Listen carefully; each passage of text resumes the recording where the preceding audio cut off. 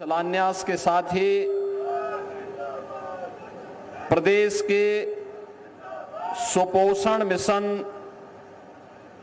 के द्वितीय संस्करण के शुभारंभ के कार्यक्रम के अवसर पर मंच में मेरे साथ उपस्थित प्रदेश सरकार में मंत्री डॉक्टर संजय निषाद जी, लोकप्रिय सांसद श्री रविकिशन शुक्ला जी, महापौर डॉक्टर मंगलेश श्रीवास्तव जी, जिला पंचायत अध्यक्ष श्रीमती साधना सिंह जी, भारतीय जनता पार्टी के प्रदेश के उपाध्यक्ष विधान परिषद सदस्य डॉक्टर धर्मेंद्र सिंह जी,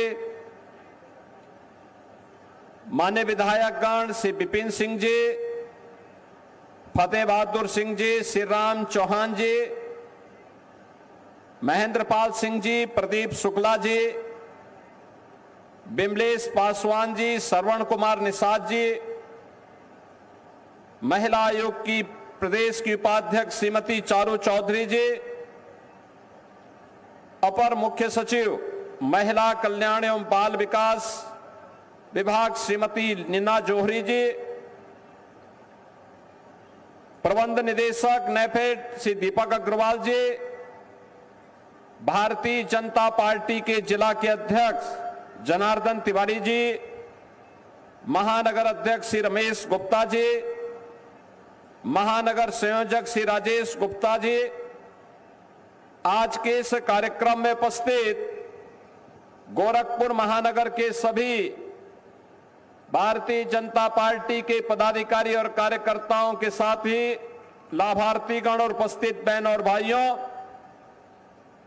आज का दिन अत्यंत महत्वपूर्ण दिन है। प्रधानमंत्री मोदी जी के कुशल नेतृत्व में 12 वर्ष के शानदार कार्यकाल के साथ ही विकास, सुशासन, सेवा और विरासत का जो मॉडल पूरे देश के अंदर प्राप्त हुआ है, उसमें जो उत्साह का वातावरण है, उस उत्साहपूर्ण वातावरण को प्रभावी ढंग से आगे बढ़ाने के क्रम में आज गोरखपुर महानगर की इन परियोजनाओं के लोकार्पण के साथ ही जो लगभग 1000 करोड़ रुपए की परियोजनाएं गोरखपुर महानगर की दृष्टि से आज यहां प्रारंभ की जा रही हैं, इन योजनाओं के साथ ही आज का दिन प्रदेश के इतिहास के लिए एक अत्यंत गौरवशाली और ऐतिहासिक दिन भी है, जब हम प्रदेश के सुपोषण मिशन के द्वितीय फेज के कार्यक्रम का शुभारंभ भी यहां पर अभी किए हैं। मैं इस अवसर पर इन सभी योजनाओं के लिए, विकास की जिन परियोजनाओं का लोकार्पण हो रहा है, महानगर वासियों को इसके लिए हृदय से बधाई देता हूं। और जिस योजना का लाभ हमारे प्रदेश के लगभग 2 करोड़ बच्चे लेने जा रहे हैं आने वाले समय में, उन सभी के परिवार के सदस्यों को और प्रदेशवासियों को मैं इसके लिए अग्रिम बधाई और मंगल में शुभकामनाएं देता हूं। बहनों और भाइयों, हम सबको इस बारे में देखना होगा, समझना होगा कि अगर बचपन सुरक्षित है तो भविष्य भी सुरक्षित है, बचपन मजबूत है तो भविष्य भी मजबूत है। और उस बचपन को मजबूत करने के लिए धात्री महिलाओं के लिए, यानी गर्भवती महिलाओं के लिए कुपोषण की समस्या का समाधान हो सके, जब मां स्वस्थ होगी तभी बच्चा स्वस्थ होगा।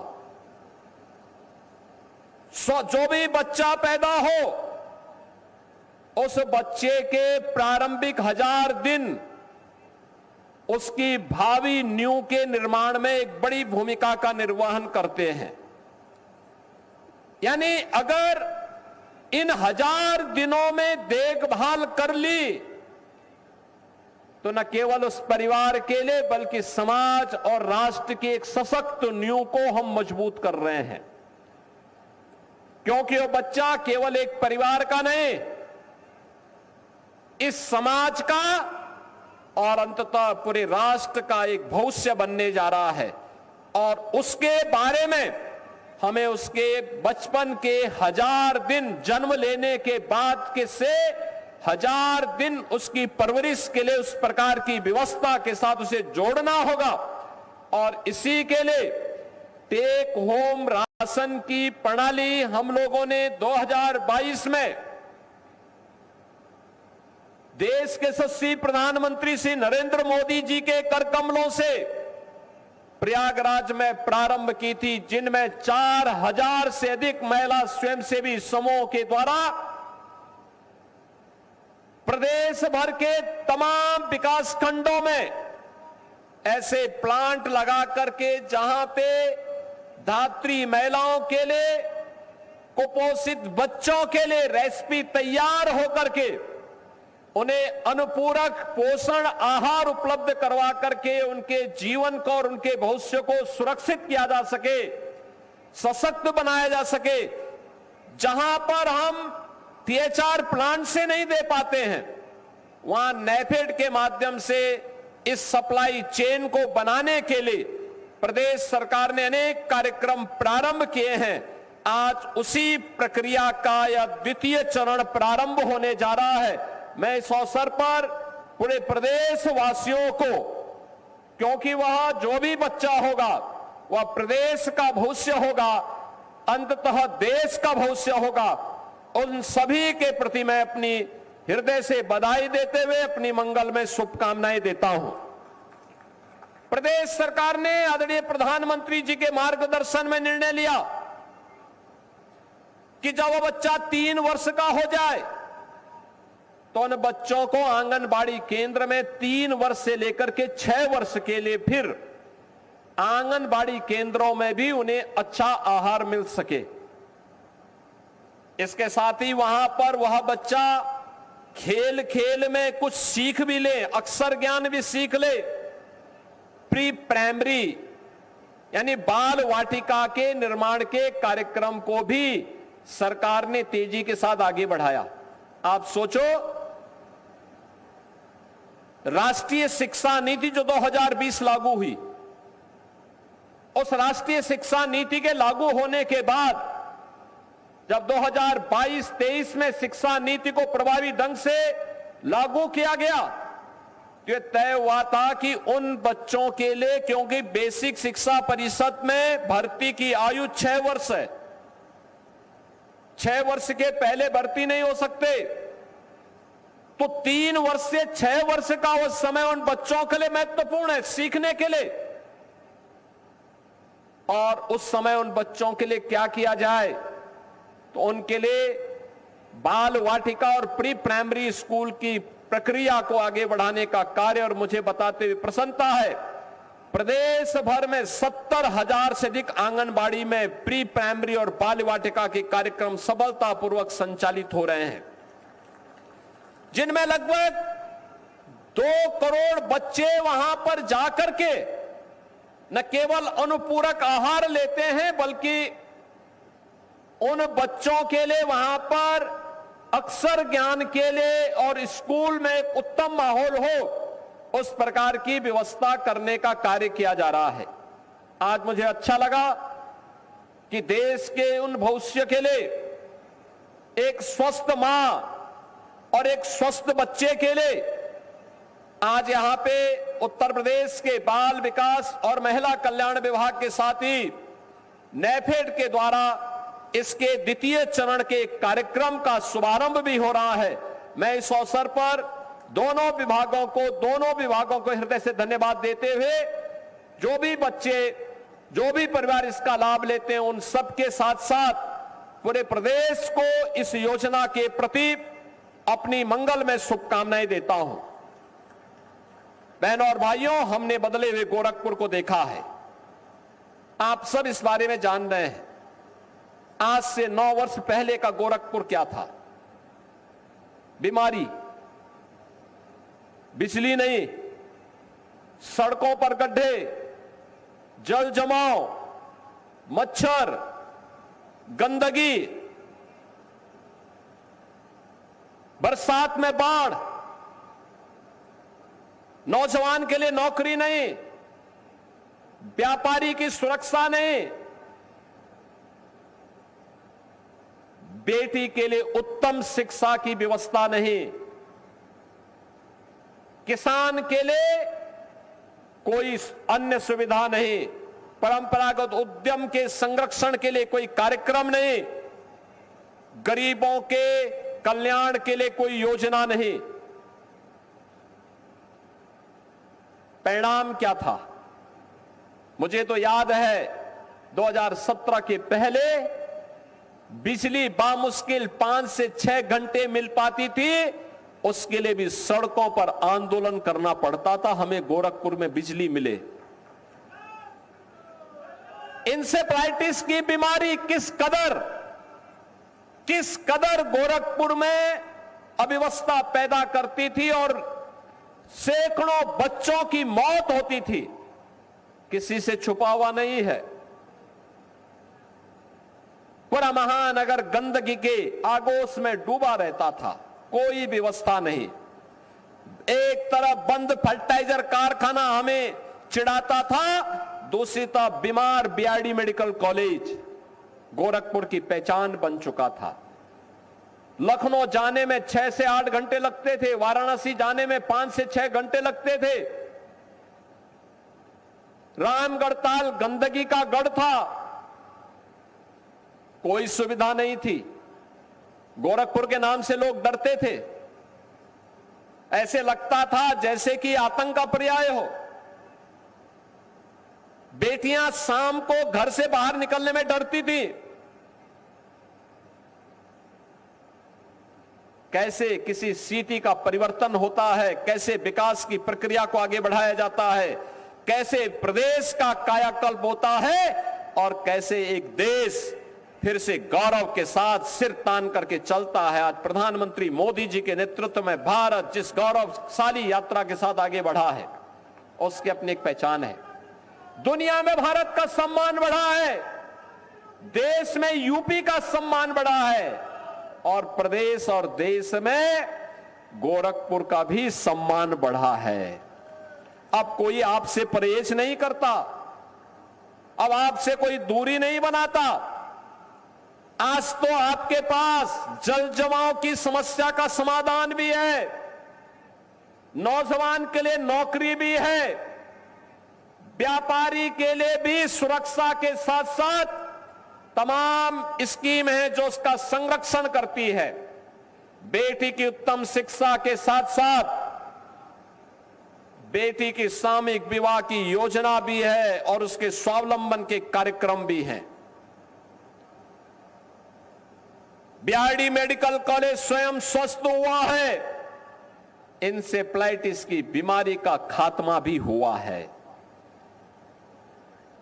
फर्टिलाइजर कारखाना फिर से चमकता हुआ दिखा करके हमारे अन्नदाता किसानों के खेत को उत्तम उपज के लिए फर्टिलाइजर ससमय उपलब्ध करवाने का काम कर रहा है। चीनी मिलें बन रही हैं, सड़कें चौड़ी हो गई हैं, बिजली अनवरत रूप से लोगों को मिल रही है और वैकल्पिक व्यवस्था के रूप में पीएम सूर्य घर मुफ्त बिजली योजना के सोलर पैनल भी घर घर में आच्छादित होते हुए दिखाई दे रहे हैं।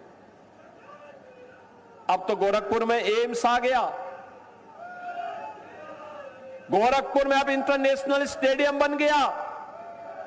अभी हॉकी के एक नए स्टेडियम को देख करके हम लोग आ रहे हैं, बहुत शीघ्र बनेगा, तैयार होने वाला है। आज गोरखपुर में कनेक्टिविटी बेहतरीन हुई है, बेहतरीन व्यवस्था, एक एक पाई का उपयोग और उसकी जवाबदेही के स्तर पर कार्य हो रहा है। आज रामगढ़ ताल पर्यटन के एक नए केंद्र के रूप में उभरा है और रामगढ़ ताल के साथ ही चिलवा ताल भी नए पर्यटन केंद्र के रूप में विकसित होकर के लोगों को अपनी ओर आकर्षित कर रहा है। अब लखनऊ की दूरी जो 8 घंटे की थी, मात्र 3-3.5 घंटे में पूरी की जा सकती है। वाराणसी की दूरी जो 5 से 6 घंटे की दूरी थी, अब मात्र 2.5 से 3 घंटे में इस दूरी को पूरा किया जा सकता है। अयोध्या धाम की दूरी जो पहले 4 घंटे लगते थे, अब मात्र 2.5 से 3 घंटे, 2 से 2.5 घंटे के अंदर हम इस दूरी को पूरा कर सकते हैं। चारों ओर से 4 लेन की कनेक्टिविटी है, एयर कनेक्टिविटी है, रेलवे की बेहतरीन सुविधा है, गरीब के लिए आवास है, गरीब के घर में शौचालय है, हर प्रकार की सुविधा हर तबके को मिल रही है। नौजवान के लिए नौकरी है और अन्नदाता किसान के लिए भी सरकार की तमाम योजनाएं हैं। यह है 9 वर्ष में बदला हुआ प्रवेश जिसमें आज आप रह रहे हैं। अब पहचान का संकट नहीं, अब तो लोग आपको सम्मान देते हैं और उसी सम्मान के लिए आज एक बार फिर से हम लोग यहां पर आए हैं। आज बदला है यूपी की एक नई पहचान बनी है। यूपी को अब लोग शक की निगाह से नहीं देखते, कोई शंका नहीं किसी को। देश के अंदर यूपी का नागरिक अब जहां कहीं भी जाता है, सामने का व्यक्ति जय श्री राम बोल करके उसका अभिवादन करता हुआ दिखाई देता है। कहीं भी आप चले जाइए, उत्तर दक्षिण पूर्व पश्चिम, जहां कहीं भी जाएंगे वहां पर आपको ये पहचान मिलेगी, लोग सम्मान देंगे। गौरव के साथ 25 करोड़ उत्तर प्रदेश वासी आज अपनी इस पहचान के साथ जाने जा रहे हैं।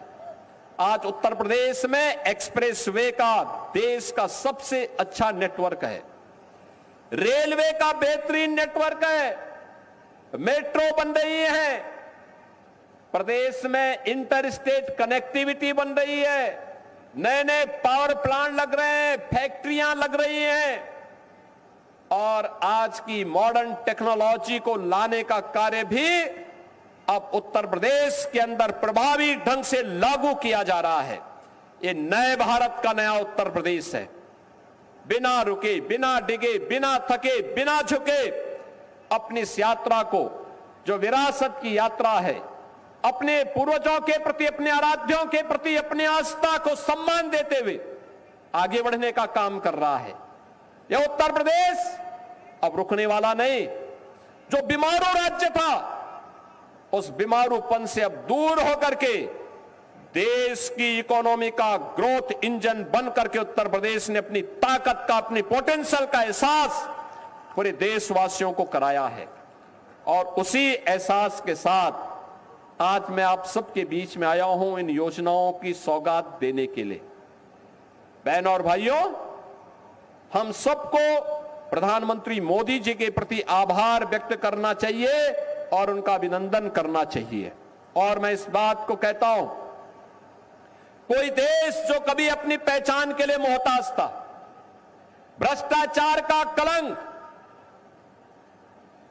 अव्यवस्था जिसकी पहचान बन चुकी थी, उस देश को कैसे, जब कोई महान व्यक्तित्व उसका नेतृत्व करता है, कैसे उस देश को दुनिया के सामने गौरव के साथ सिर उठा करके चलने के लिए तैयार करता है। 12 वर्ष के मोदी जी के 12 वर्ष के कार्यकाल एक महान नेता के नेतृत्व में एक महान देश की इस यात्रा के रूप में हम देख सकते हैं। और इस महान यात्रा को आगे बढ़ाने के लिए मैं पूरे गोरखपुर वासियों से, पूरे पूर्वी उत्तर प्रदेश वासियों का आह्वान करूंगा कि मोदी जी के नेतृत्व में इस पूरी प्रक्रिया को आगे बढ़ाने में अपना योगदान दें।